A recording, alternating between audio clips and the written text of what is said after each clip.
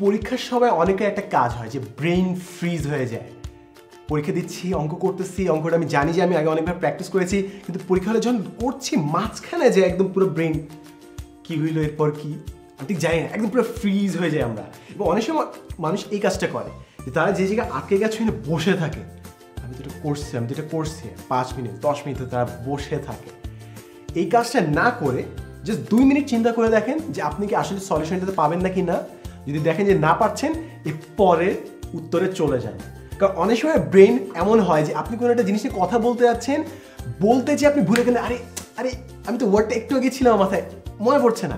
তারপর দেখবেন 2-3 ঘন্টা পর র্যান্ডমলি হয়তো ওই জিনিসটা আপনার মাথায় চলে আসলো। এখন জিনিস হচ্ছে পরীক্ষার হলে কিন্তু এই জিনিসটা অনেক সময় কাজে লাগতে পারে। আপনি কোনো একটা জায়গায় ধাপ করে আটকে গেলেন, রেখে পরের প্রশ্নের উত্তরে চলে যান।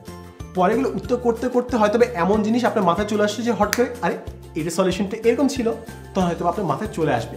তাই কোনো একটা প্রবলেমে যখন আমরা আটকে যাবো, ওইটা নিয়ে যেন আমরা বসে না থাকি। এটা আমার বইয়ের এক্সামে হয়েছিল যে আমি একটা অঙ্ক করতে যেয়ে আটকে গেছি।